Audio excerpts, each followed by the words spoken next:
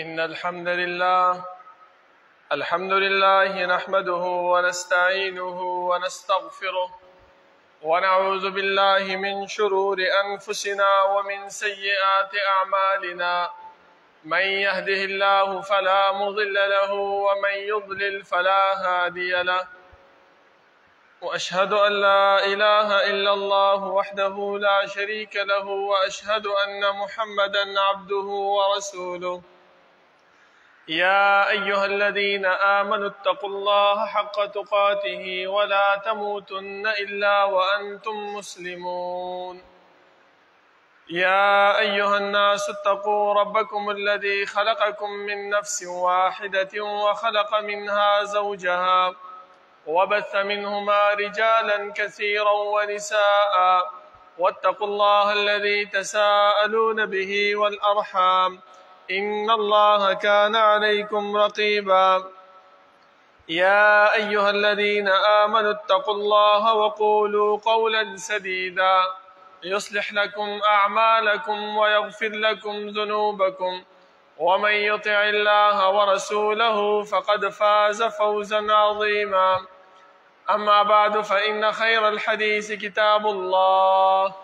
وخير الهدي هدي محمد صلى الله عليه وسلم، وشر الأمور محدثاتها، وكل محدثة بدعة، وكل بدعة ضلالة، وكل ضلالة في النار. أعوذ بالله من الشيطان الرجيم. بسم الله الرحمن الرحيم. قاف والقرآن المجيد، بل عجبوا أن جاءهم منذر منهم فقال الكافرون هذا شيء عجيب،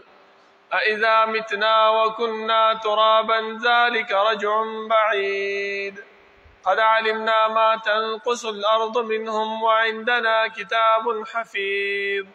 بل كذبوا بالحق لما جاءهم فهم في أمر مريج. أفلم ينظروا إلى السماء فوقهم كيف بنيناها وزيناها وما لها من فروج، والأرض مددناها وألقينا فيها رواسي وأنبتنا فيها من كل زوج بهيج، تبصرة وذكرى لكل عبد منيب. ونزلنا من السماء ماء مباركا فأنبتنا به جنات وحب الحصيد، والنخل باسقات لها طلع نضيد، رزقا للعباد، وأحيينا به بلدة ميتا كذلك الخروج. كذبت قبلهم قوم نوح وأصحاب الرس وثمود وعاد وفرعون وإخوان لوط وأصحاب الأيكة وقوم تبع كل كذب الرسل فحق وعيد. أفعينا بالخلق الأول بل هم في لبس من خلق جديد. ولقد خلقنا الإنسان ونعلم ما توسوس به نفسه ونحن أقرب إليه من حبل الوريد، إذ يتلقى المتلقيان عن اليمين وعن الشمال قعيد، ما يلفظ من قول إلا لديه رقيب عتيد. وجاءت سكرة الموت بالحق، ذلك ما كنت منه تحيد. ونفخ في الصور، ذلك يوم الوعيد. وجاءت كل نفس معها سائق وشهيد. لقد كنت في غفلة من هذا فكشفنا عنك غطاءك فبصرك اليوم حديد. وقال قرينه هذا ما لدي عتيد. ألقيا في جهنم كل كفار عنيد، مناع للخير معتد مريب، الذي جعل مع الله إلها آخر فألقياه في العذاب الشديد. قال قرينه ربنا ما أطغيته ولكن كان في ضلال بعيد. قال لا تختصموا لدي وقد قدمت إليكم بالوعيد، ما يبدل القول لدي وما أنا بظلام للعبيد. يوم نقول لجهنم هل امتلأت وتقول هل من مزيد، وأزلفت الجنة للمتقين غير بعيد هذا ما توعدون لكل أواب حفيظ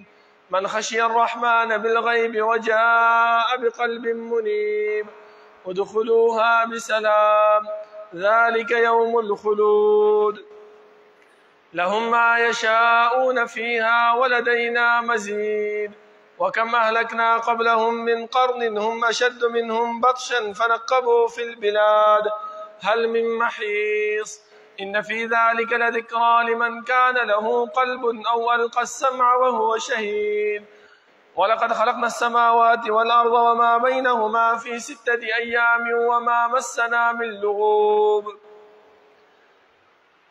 فاصبر على ما يقولون وسبح بحمد ربك قبل طلوع الشمس وقبل الغروب ومن الليل فسبحه وأدبار السجود واستمع يوم ينادي المناد من مكان قريب يوم يسمعون الصيحة بالحق ذلك يوم الخروج إنا نحن نحيي ونميت وإلينا المصير يوم تشقق الأرض عنهم سراعا ذلك حشر علينا يسير نحن أعلم بما يقولون وما أنت عليهم بجبار فذكر بالقرآن من يخاف وعيد اللهم صل على محمد وعلى آل محمد كما صليت على إبراهيم وعلى آل إبراهيم إنك حميد مجيد اللهم بارك على محمد وعلى آل محمد كما باركت على إبراهيم وعلى آل إبراهيم إنك حميد مجيد بسم الله الرحمن الرحيم والفجر وليال عشر والشفع والوتر وقال تعالى في مقام آخر وسارعوا إلى مغفرة من ربكم وجنة عرضها السماوات والأرض الله رب العالمين أحكم الحاكمين د ټولو بادشاهانو بادشاہ د ټولو زبردست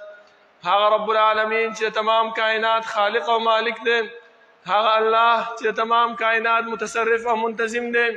هغه رب العالمین چې د هغې په صفاتو کې یو صفت فعال لما يريد دی رب العالمین چې څه کوي څه وخت چې کوي څرنګه چې کوي چا سره چې کوي کولی شي د الله رب العالمین نه څوک تپوس نشي کولی او نه الله رب العالمین د خپل عاقبت او د انجام نه ویریږي خدا یو صفت د الله رب العالمین موجود دی چې الله رب العالمین خپل فرمایي چې وهم یسألون دا مکلف مخلوقات چې هر څومره دي خو هغه انبیا دي او که امت دی خو هغه باچاهان دي او که رعیه ده د هر یو فرد نه الله رب العالمین تپوس او پوښتنه کوي زما محترمو د الله رب العالمین دا تپوس او دا پوښتنه دا په دې خبره باندې دلالت نه کوي چې یاره الله رب العالمین د زمونږ د اعمالو زمونږ د افعالو د دې څه پته ورته نشته دی د دې څه معلومات ورته نشته دی نه زما محترمو بلکې الله رب العالمین علیم بذات الصدور ذات دی انسان په زړه کې چې کومه خبره راځي د هغې په باره کې به الله رب العالمین تپوس کوي ځکه الله رب العالمین فرمایي ولله ما في السماوات وما في الأرض وإن تبدوا ما في أنفسكم أو تخفوه يحاسبكم به الله رب العالمین سره د اسمانونو د ځمکې باچاهي ده کوم شی چې تاسو ښکاره کوئ او کوم شی چې تاسو پټوئ د هر یو باره کې به الله رب العالمین تا نه تپوس کوي مطلب د دې آیات دا دی زما محترمو چې یو انسان دی د یو کار اراده وکړي د غلط کار اراده وکړي او که د سم کار اراده وکړي خو هغه شی د ونه کو د دې ارادې په باره کې به هم الله رب العالمین دنه تپوس کوي چې تا ولې د دې کار اراده کړې وه زما محترمو د الله رب العالمین دا تپوس او دا پوښتنه دا په دې خبره باندې دلالت کوي چې سبا دا انسان د خپلو اعمالو نه منکر نشي ځکه الله رب العالمین فرمایي چې کله دا مشرک بنده د الله رب العالمین مخې ته ودرولی شي نو دا به د خپلو اعمالو نه منکر شي ځکه دا د دنیا رواج او دنیا قانون هم دا دی چې کله کم یو انسان کم غلطي وکړي کم ورانه وکړي کم جرم وکړي نو چې کله هغه عدالت ته پیش کړی شي هغه تاڼې ته بوتلی شي هغه د کلي مشر خواله راوستی شي نو سمدستي دا سړی د خپلو اعمال د خپل د جرم نه منکر شي چې یاره ما خو دا کار نه دی کړی دا سړی ما باندې هسې الزام لګوي داسې ده که نه ده نو دې د وجه نه الله رب العالمین دا تپوس دا پوښتنه کوي د دې د وجه نه الله رب العالمین موږ سره کرامن کاتبین مقرر کړي دي چې که چېرته سبا دا انسان د خپلو اعمالو نه منکر شو نو دا رجسټر به ورته مخې ته کېښوستلی شي او ورته به ووایي چې وګوره خپل عملونه نو چې هغه دې رجسټر ته وګوري نو هلته به دا ارمان وکړي چې ما لهذا الکتاب لا یغادر صغیرة ولا کبیرة الا احصاها دې عملنامې دپاره څه چل دی چې ده خو نه زما وړه ګناه پرېښې ده او نه یې غټه ګناه پرېښې ده بلکې ټولې په دې کې را ایساره کړې ده زما محترمو دا الله رب العالمین لکونه او کروڑونه رحمتونه دي په جناب محمد رسول الله صلی الله علیه وسلم باندې چې هغه موږ ته د الله رب العالمین ذات او صفات د الله رب العالمین اسماء او احکام د الله رب العالمین د وحدانیت طریقې راته وښودلې او هغه لارې او هغه طریقې هم راته وښودلې چې په هغې باندې عمل کولو سره موږ د الله رب العالمین رضا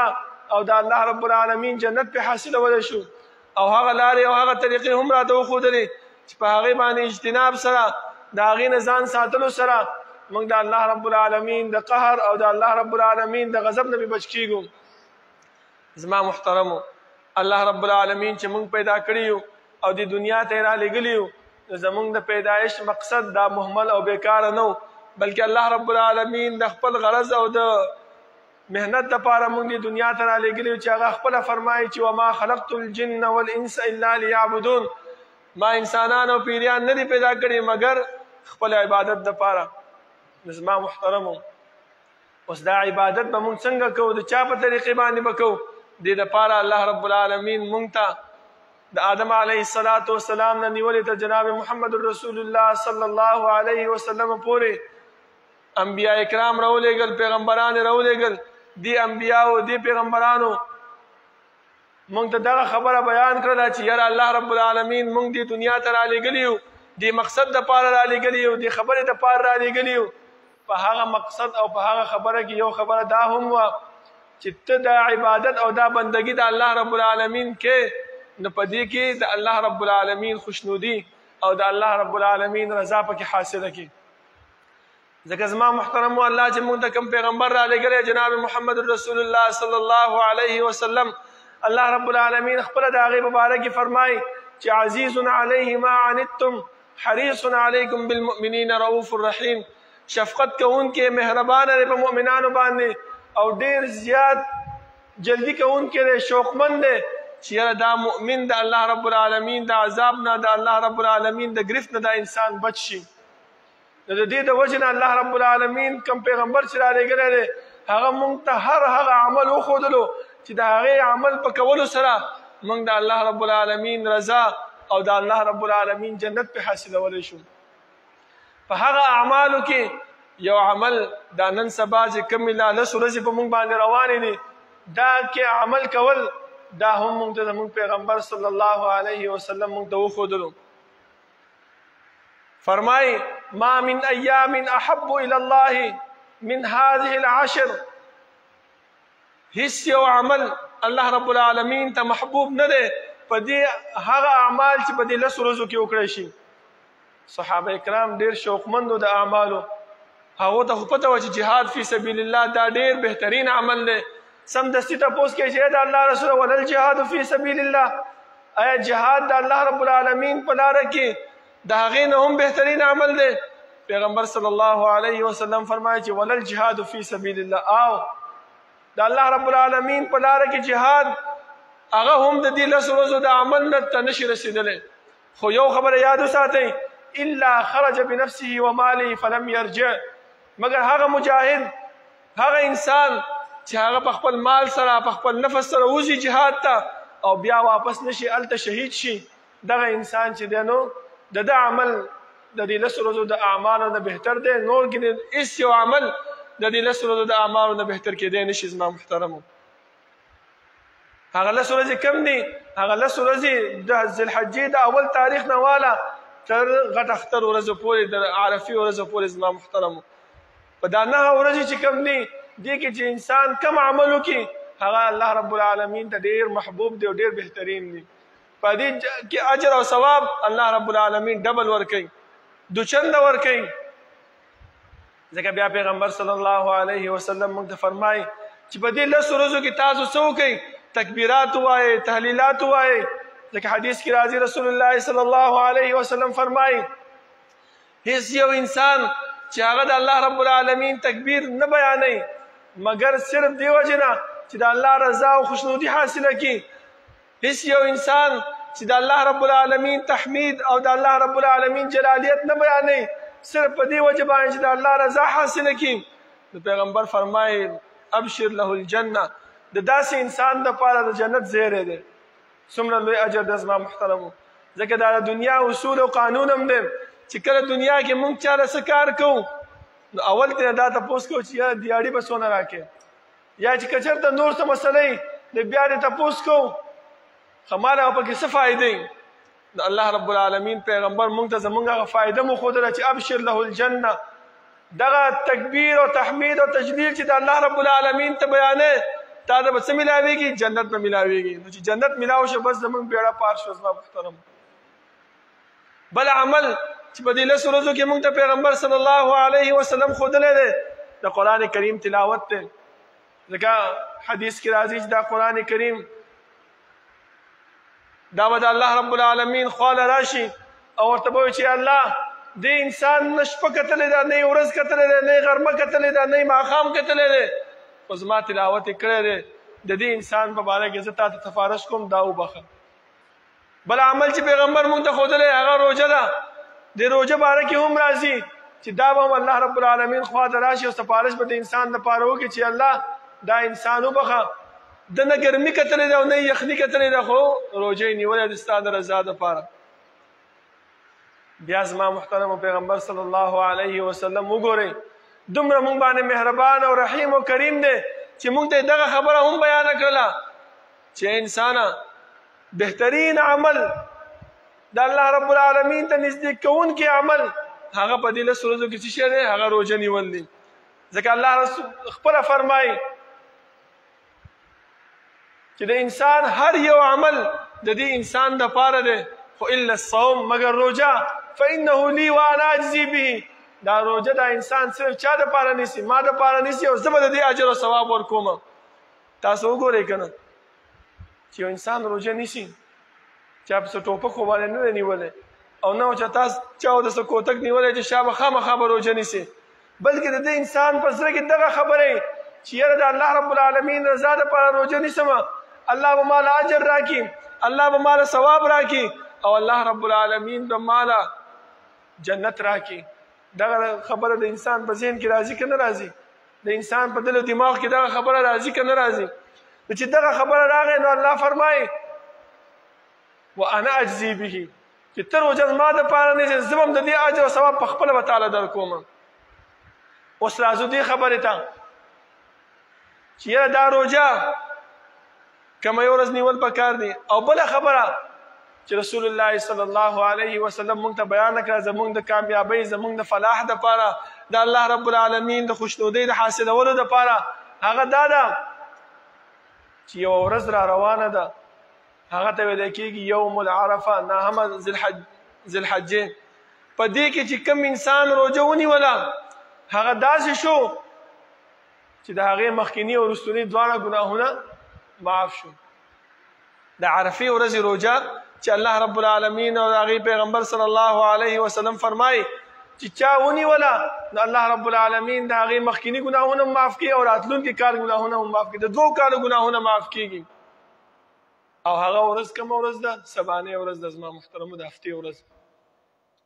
موږ ته پکار دی چې په دې ورځ باندې موږ ښه اراده وکړو، ښه مضبوطه اراده په دې ورځ باندې وکړو او دا روژه موږ څه وکړو؟ ونیسو زما محترمو چې الله رب العالمین زموږ مخکیني او وروستني ټول ګناهونه معاف کړي. انشاءالله اراده هم سبا ته به وي که چې روژه به نیسو چې الله رب العالمین زموږ دا ګناهونه معاف کړي زما محترمو. اوس راځو دې خبرې ته چې اوس دا نهمه ذوالحجه یوم العرفه دا کومه ورځ ده؟ بعضې خلک وایي چې یاره د عرفې ورځ خو صرف په روژه کې سعودي کې راځي، پاکستان کې خو نه راځي، دې سره به څه کوو؟ ځکه هغه یو ورځ ده هلته میلاویږي، حاجیان په عرفه کې جمع کېږي. دا د پاکستان د کوم طرف نه پکې دا روژه راله او پاکستان کې کوم طرف نه پکې عرفه راله. زما محترمو دا خبره یاد وساتئ. دې سوال هر انسان په تشویش کې اچولی دی، هر انسان په سوچ کې اچولی دی چې یار دا څه خبره ده. د دې وضاحت زه تاسو ته کومه. زما محترمو علما کرام په دې خبره کې متفق نه دي، اختلاف دی چې یاره رؤیت د مطالعو دی کې اختلاف شته او که نشته دی. څه مطلب؟ د هر یو ملک دپاره خپل سپوږمۍ لیدل دي او که نه په دنیا کې چې په کوم ګوټ کې ولیدلی شوه په هغه ګوټ کې مسلمان ولیدله نو هغه د دې ګوټ دپاره هم کافي کېږي. لکه په سعودي کې چې ولیدلی شوه نو پاکستان والا په هغې باندې اکتفا کولی شي که نه شي کولی. که چېرته په مغرب کې افریقا کې کوم ملک کې ولیدلی شوه، امریکا کې ولیدلی شوه، نو آیا هغه خلکو روژه میاشت لیدل د پاکستان دپاره کافي کېږي او که نه کافي کېږي؟ بعضې علما فرمایي چې کافي کېږي، بعضې علما وایي چې نه کافي کېږي. هر یو ملک والا به خپل ځان نه رؤیت ګوري. د دې هر یو دپاره خپل خپل دلایل دي. خو غوره علما فرمایي چې غوره دلیل غوره مسله هغه څه شی دی، راجح قول هغه پکې څه شی دی چې هر یو ملک والا د خپل رؤیت وګوري، په هغې باندې د روژه هم نیسي، په هغې باندې د اختر هم کوي، په هغې باندې د عرفې د محرم د هر یو روژه نیسي. زما محترمو نو چې کله بعض انسانان هغه داسې چې د هغو د اختلاف د مطالعو معتبر نه دی، هغه وایي چې په دنیا کې په کوم ګوټ کې چې دغه ولیدلی شي نو هغه څه شی دی د بل انسان دپاره هغه کافي کېږي. نو بیا د سعودي عرفه د سعودي د ورځې روژه هغې دپاره صحیح ګرځېږي. خو دا په دې وجه باندې صحیح نه دی زما محترمو، ځکه چې دا سعودي هر انسان سعودي چې کوم دی نو مقدم کړی دی چې په سعودي کې ولیدلی شو نو پاکستان والا به هم هغې سره نیسي. نه، تاسو وګورئ غربي ملکونه، هغه ملکونه چې هغه د سعودي نه یو ورځ مخکې دي په تاریخ کې، هغو چې کله روژه وګوري میاشت وګوري نو سعودي د هغې نه یو ورځ وروستو کوي، نو هغه خلک به بیا څه شی کوي زما محترمو. نو د دې د وجې نه علما کرام دا فرمایي چې د هر یو ملک دپاره خپل رؤیت دی، خپل میاشت لیدل دي. بل دلیل دا پیش کوي حدیث د قریب چې کله ابن عباس رضی الله عنه خپل غلام ولېږلو معاویه رضی الله عنه ته د کار دپاره شام ته، نو هغه هلته چې لاړو چې ویې کتلې معاویه رضی الله عنه میاشت لیدلې وه او د اختر اعلان یې وکړو. چې هغه مدینې ته راغی دلته یې وکتل ابن عباس رضی الله عنه خلکو روژه نیولې ده، هغه ورته یې ولې الا تکتفي برؤیت معاویه، آیا تاسو د معاویه رضی الله عنه په میاشت لیدلو باندې اکتفا نه کوئ؟ هغه ورته ویل چې نه، هکذا امرنا رسول الله صلی الله علیه وسلم، دغه شان د موږ ته پیغمبر امر کړی دی چې صوموا لرؤیتي وافطروا لرؤیتي، خپل ځان نه رؤیت وګورئ، په خپل ځان نه په رؤیت باندې روژه ونیسئ او خپل ځان نه په رؤیت باندې څه وکړئ افطار وکړئ. ځکه د ملکونو هېڅ پته نه لګي. بعضې ملک داسې وي چې هغه د سعودي د میاشت د لیدو نه مخکې چې د میاشت ویني، بعضې ملک داسې وي چې سعودي د لیدو سره یې میاشت ویني، بعضې ملک داسې وي چې یو ورځ وروستو ویني. نو د هر یو ملک دپاره خپل رؤیت دی، دغه شان د موږ ته پیغمبر امر کړی دی. اوس راځو دې خبرې ته چې دا عرفه دا خو په سعودي کې راځي. نه زما محترمو دې حدیث ته لږ سوچ وکړئ. پیغمبر صلی الله علیه وسلم فرمایي چې صیام یوم عرفه، روژه د یوم عرفه یې ویلې ده، مکان عرفه نه دی ویلې، داسې نه دی ویلې چې په کوم ځای کې په کوم وخت کې چې حجاج عرفې میدان ته وخیږي په هغه وخت باندې پیغمبر دا نه دی ویلې، بلکې پیغمبر څه ویلې دی؟ صوم یوم عرفه، میاشت ونیسئ، روژه ونیسئ د ورځې د عرفې. او زه دا امید ساتم د الله رب العالمین نه چې په دغه ورځ روژه باندې الله رب العالمین مخکیني او وروستوني د 2 کالو ګناهونه معاف کړي. اوس دې حدیث ته وګورئ، یو ورځ روژه باندې ورځ ښودلې ده، هغه ورځ کومه یو ده؟ 9 د ذوالحجې ده. علما فرمایي چې دغه ورځ کومه ورځ راځي؟ دا د یو ورځ د روژې د 9 ذوالحجې ته ویل کېږي. عرفې غونډۍ ته نه ویل کېږي چې انسان عرفې ته وخیږي او د عرفې غونډۍ باندې ودرېږي یا حجاج په عرفې میدان ته لاړ شي او هلته حج کوي، هغه ورځ ته ویل کېږي نه زما محترمو، بلکې هغه ورځ ته ویل کېږي چې هغه 9 تاریخ باندې راځي. اوس دا 9 تاریخ د رؤیت په مطابق باندې کله مخکې کېږي کله هغې سره برابر راشي کله څه شی راشي وروستو راشي. نو دا به د رؤیت په مطابق باندې موږ هغه ورځې به شمارو زما محترمو. ځکه علما فرمایي چې کله انسان دا روژه نیسي نو دې کې وګورئ د علماو اقوال زه تاسو ته پیش کومه. د هغو په نیز باندې هم دا عرفه ورځ دا 9 ذوالحجه ده. دا دغه ورځ نه ده چې په کوم ورځ باندې حجاج راځي. ټیک د حجاج راځي هغه هم 9 تاریخ باندې راځي، هغه هم 9 تاریخ باندې حج د راځي او په دې غونډۍ باندې ودرېږي او دلته د الله رب العالمین عبادت کوي او الله رب العالمین په داسې خلکو باندې په ملائکو باندې فخر کوي چې وګورئ زما بندګانو ته ابلخ پی دي ببر سر دي خیرن دي او راغلي دي ما ته ولاړ دي، خو په دې نیت باندې ولاړ دي چې یاره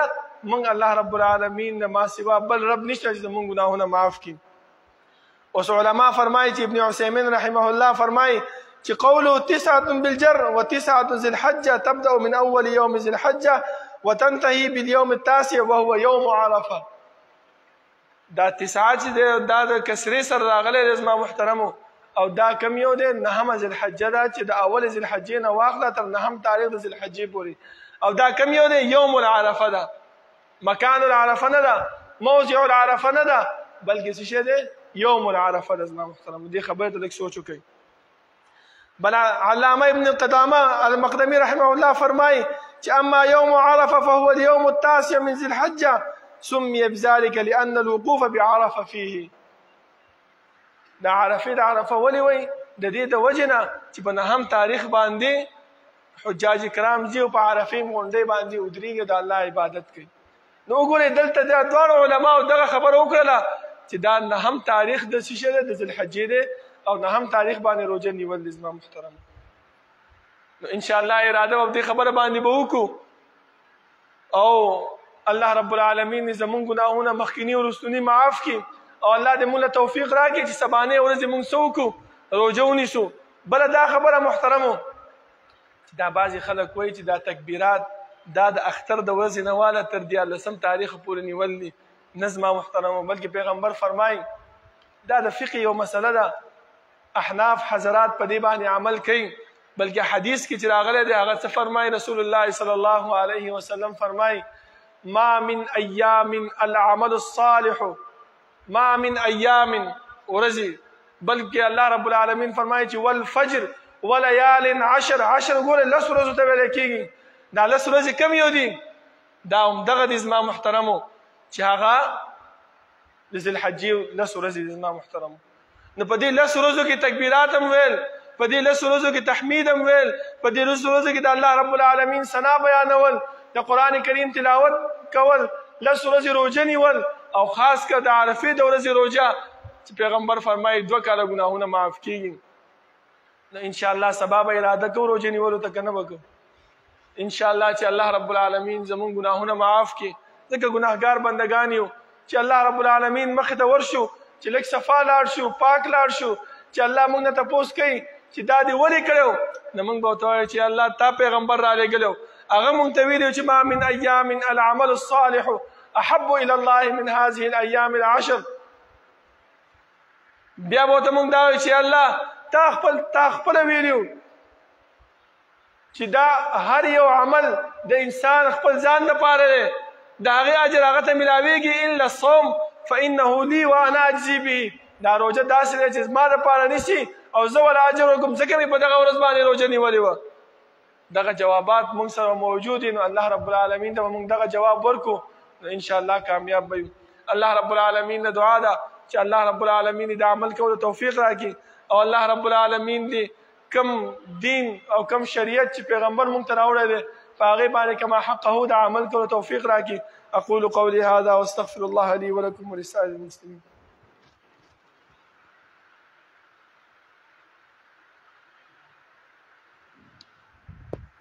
إن الحمد لله نحمده ونستعينه ونستغفره ونعوذ بالله من شرور أنفسنا ومن سيئات أعمالنا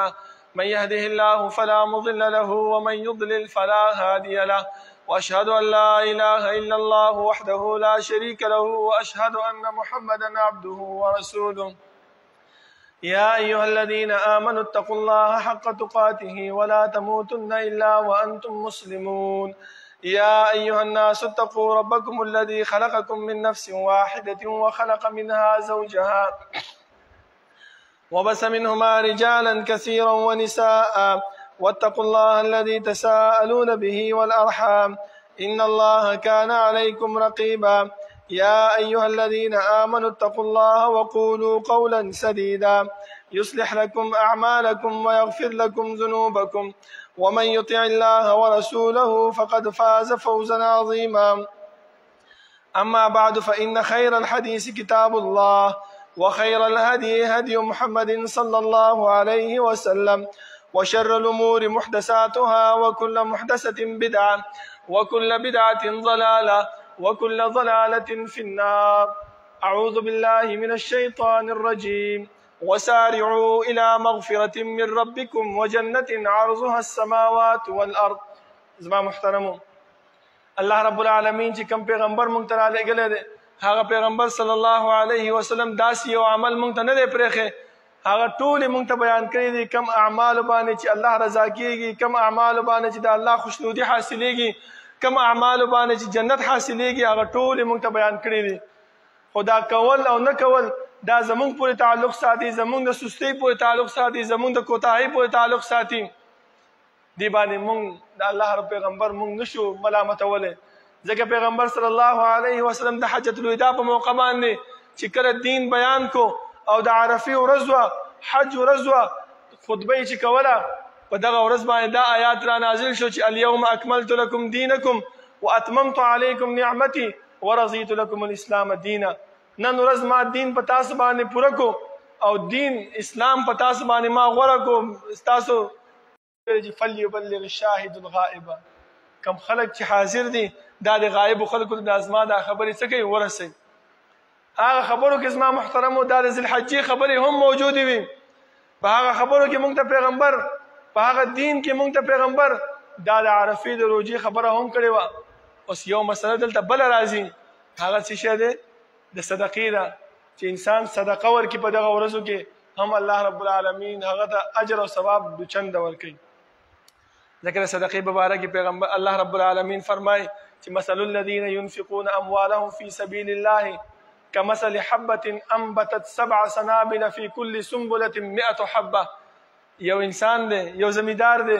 د جوارو یو دانه په فصل کې وریبي وټه کوي هغه یو فصل نه چې دی نو بوټی راوخیږي په هغه بوټي کې څو وږي وي اووه دانې وږي وي هغه هر یو وږي کې څو دانې هغه د غنمو د جوارو دانې وي سلهاو دانې وي زما محترمو نو ګورئ چې ته 1 روپۍ د الله په لاره کې ورکړې الله په دې 1 روپۍ باندې ستا دا ثواب او ستا دا اجر 200 چنده ګرځوي زما محترمو نو چې کله دا د عام ورځو صدقه ده او چې کله په دغه ورځو کې چې الله رب العالمین ته په دې کې اعمال محبوب دي او یو انسان دا صدقه کوي د هغې اجر او ثواب به څونه الله فرمایي چې من جاء بالحسنة فله 10 امثالها یو ځکه فرمایي چې 200 چنده به بل ځکه فرمایي چې 10 چنده به نو قسمه قسم ثوابونه او اجر الله رب العالمین مونږ له راکوي بل اجر بل عمل هغه قرباني د زما محترمو چې انسان په دغه ورځ باندې قرباني وکړي د ابراهیم علیه السلام هغه نیک کار هغه عمل هغه را ژوندی کړي زما محترم اوس بعضې خلک دا تپوسونه کوي چې آیا د قربانۍ نصاب موجود دی د قربانۍ هیڅ نصاب موجود نه دی زما محترم زمونږ احناف وروڼه هغو دغه خبره بیانوي چې په چا باندې د زکات نصاب رسېدلی وي په هغې باندې قرباني کېږي او په چا باندې چې د زکات نصاب نه رسېدلی نو په هغې قرباني نه کېږي دا خبره صحیح نه ده زما محترم دا په احادیثو کې ذکر نه ده بس احادیثو کې دغه خبره ذکر ده چې رسول الله صلی الله علیه وسلم فرمایي چې کم انسان د قرباني کولو وس کېږي او هغه قرباني ونه کړي نو فلا يقربن مصلانا هغه دې زمونږ مصلا ته زمونږ عیدګاه ته زمونږ د اختر مانځه ته نه راځي وایي بس یو انسان داسې دی چې هغه وایي زه خو قرضدار یم زه به څه کومه دا ټولې بانې دي زما محترم واسې د نه کولو تاسو وګورئ چې موږ د دنیا د ضرورت دپاره څه ناسته نه کوو، وسم نه کېږي، بل نه قرض اخلو، ټي وي اخیستل دی، موبایل اخیستل دی، د کور د ضرورت دپاره دا یو پی ایس اخیستل دی، همدغه شان د نور ضرورت زندګۍ دپاره څه کوو، زمونږ خو وس نه کېږي، خو څه کوو، قرض کوو ولا که نه کوو، محنت کوو، کوشش کوو چې یاره دا پیسې پیدا کړم او دا ضرورت د کور په هغې باندې زه څه کړم، پوره کړم. دا هم د الله رب العالمین یو قرض دی په تا باندې، دا به ته خامخا کې. یو هغه انسان دی چې د هېڅ شي طاقت نشي لرلی، نو بیا که هغه ونه کړي نو خیر دی. او تا سره ښه طاقت شته دی، ته مزدورکار سړی روزګار باندې لګېدلی، ته خامخا دا پیسې پیدا کولی شي، خیر دی. نن د چا نه واخله، قرباني وکړه، دغه پیسې بیا چې تا ته کله میلاو شي هغې له ورکړه، نو الله رب العالمین په هغې باندې ثواب انسان له ورکوي. خو چې د انسان نیت او د انسان اراده وي الله، خو چې کله د انسان اراده نه چې یاره نه کومه، لکه حدیث کې رسول الله صلی الله علیه وسلم د قرض په باره کې فرمایي چې کله یو انسان د چا نه قرض والي او په دې اراده باندې والي چې یاره زه به دله واپس کومه، نو الله رب العالمین وایي داسې انسان دپاره لارې کلاوي د قرض د ختمولو دپاره. خو چې د کم انسان دا اراده وي چې یاره د پلاني نه قرض ځلم او دا دې تکړه شي ما نه دې والي، زه د ده دا نرتوب ګورم، د ده دا زور ګورم، دا دې ما نه والي، وایي الله رب العالمین د داسې انسان دپاره ټولې لارې بندوي او هغه قرض نشي ادا کوي تر دې پورې چې مړ شي او دا بوج په هغه باندې بیا قیامت کې الله رب العالمین د هغه نه به تپوس او حساب کوي. نو همدغه شان دی چې کوم انسان د قرباني کولو اراده وي، نو انشاءالله الله رب العالمین خامخا هغه له لارې کلاوي. خو چې کله اراده نه وي، د مخکې نه موږ دا وایو چې یاره وس مې نه کېږي او قرضدار یم مخکې نه، زه به څه کومه، نه، د دې دپاره څه نصاب نشته. خو یو خبره ده چې د قربانۍ دپاره رسول الله صلی الله علیه وسلم حدیث الفاظ دی چې هغه به چې مسنه به وي، مسنه ویلی کېږي دوه غاښي ته. ځکه نن سبا چې موږ منډۍ ته لاړ شو، دا سوداګر څه وایي خپل د مال خرڅولو دپاره، یاره په عمر باندې پوره ده، قرباني پې کېږي، نه زما محترمو په دې باندې قرباني نه کېږي، ځکه پیغمبر موږ ته مسنه لفظ ښودلی دی. دوه غاښی وي، که هغه 6 میاشتو ولې نه وي، که هغه د 2 میاشتو ولې نه وي، خو چې 2 غاښی کړی وي هغې باندې قرباني کېږي.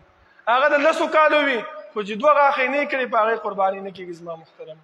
ځکه حدیث کې مسنه لفظ راغلی دی، دې خبرې ته هم سوچ وي او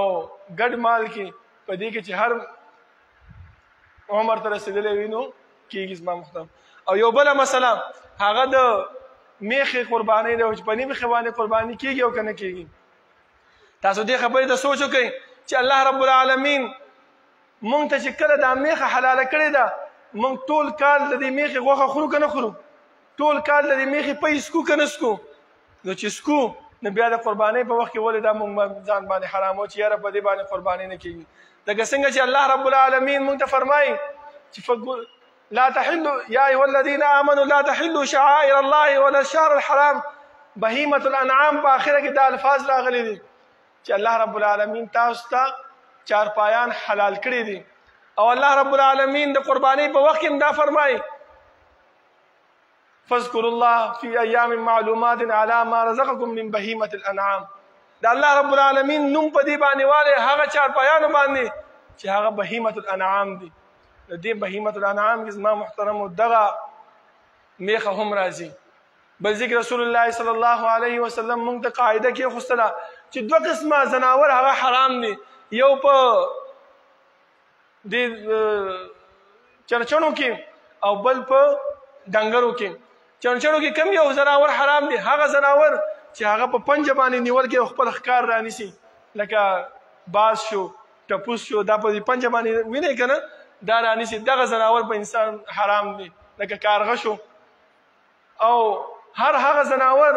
په ډنګرو کې چې هغه داړې لري، داړې تاسو ګورئ د خوراک دپاره بېل غاښونه او د چک لګولو دپاره بېل غاښونه، لکه زمری دی، سپی دی، دا چې چک لګوي نو د هغې بېل غاښونه داړې وي او چې خوراک کوي نو د هغې بېل غاښونه وي. زما دغه ځناور حرام دي. اوس دا میخه تاسو وګورئ د ده داړې شته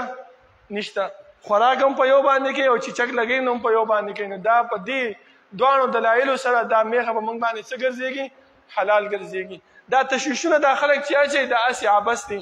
الله رب العالمین نه دعا ده چې الله رب العالمین د عمل کولو توفیق راکړي او الله رب العالمین چې کوم دین مونږ ته پیغمبر را رسولی دی په هغې باندې کما حقه د عمل کولو توفیق راکړي او الله رب العالمین دې سبانۍ ورځې د روجې توفیق راکړي چې الله زمونږ مخکیني او وروستوني دواړه کالونو ګناهونه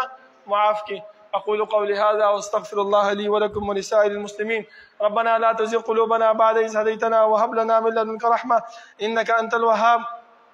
ربنا اغفر لنا ولإخواننا الذين سبقونا بالإيمان ولا تجعل في قلوبنا غلا للذين آمنوا ربنا إنك رؤوف رحيم. ربنا لا تؤاخذنا إن نسينا واخطأنا ربنا ولا تحمل علينا إصرا كما حملته على الذين من قبلنا ربنا ولا تحملنا ما لا طاقة لنا به واعف عنا واغفر لنا وارحمنا أنت مولانا فانصرنا على القوم الكافرين. صفونا برابر کې نږدې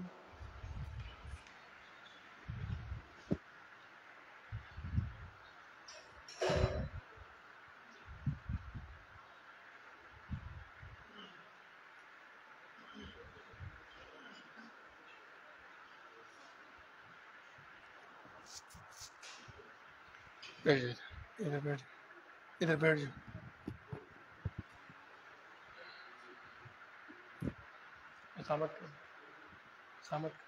الله أكبر الله أكبر أشهد أن لا إله إلا الله أشهد أن محمدا رسول الله حي على الصلاة حي على الفلاح قد قامت الصلاة قد قامت الصلاة الله أكبر الله أكبر لا إله إلا الله. سو اقیموا صفوفکم واعتدلوا تقاربوا وسدوا الخلل. نږدې ودرېږئ دا خالي ځای ډک کړئ صف سیده کړئ. الله اکبر.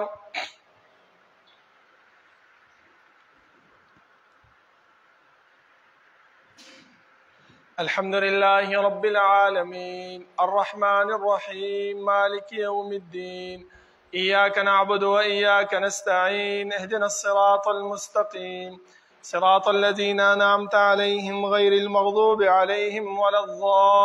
الضالين آمين. سبح اسم ربك الأعلى الذي خلق فسوى والذي قدر فهدى والذي أخرج المرعى فجعله غثاء أحوى سنقرئك فلا تنسى إلا ما شاء الله إنه يعلم الجهر وما يخفى ونيسرك لليسرى فذكر إن نفعت الذكرى سيذكر من يخشى ويتجنبها الأشقى الذي يصلى النار الكبرى ثم لا يموت فيها ولا يحيا قد أفلح من تزكى وذكر اسم ربه فصلى بل تؤثرون الحياة الدنيا والآخرة خير وأبقى إن هذا لفي الصحف الأولى صحف إبراهيم وموسى. الله أكبر.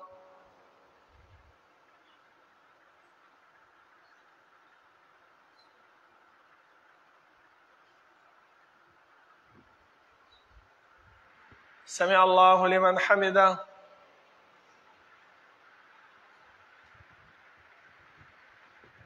الله أكبر.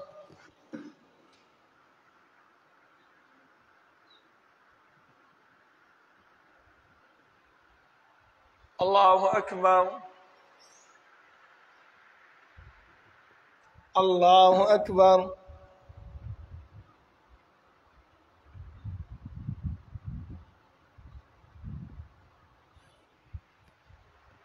الله أكبر.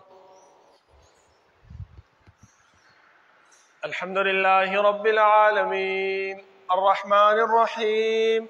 مالك يوم الدين إياك نعبد وإياك نستعين اهدنا الصراط المستقيم صراط الذين أنعمت عليهم غير المغضوب عليهم ولا الضالين آمين. أفلا ينظرون إلى الإبل كيف خلقت وإلى السماء كيف رفعت وإلى الجبال كيف نصبت وإلى الأرض كيف سطحت فذكر إنما أنت مذكر لست عليهم بمسيطر إلا من تولى وكفر فيعذبه الله العذاب الأكبر إن إلينا إيابهم ثم إن علينا حسابهم. الله أكبر.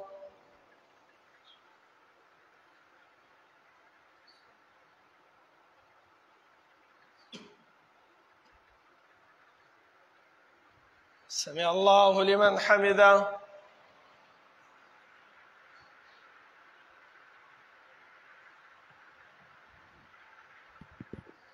الله أكبر.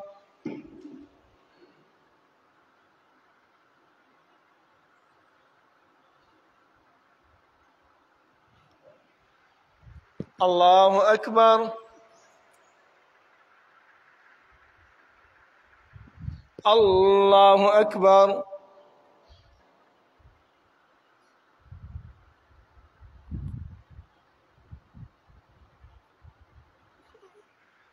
الله أكبر.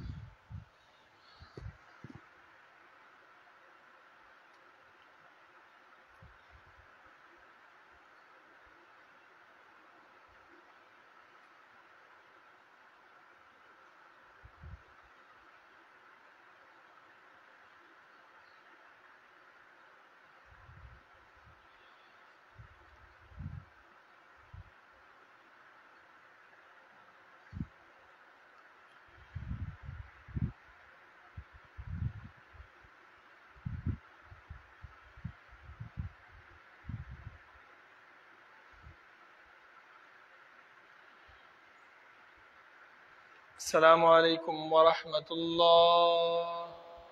السلام عليكم ورحمة الله.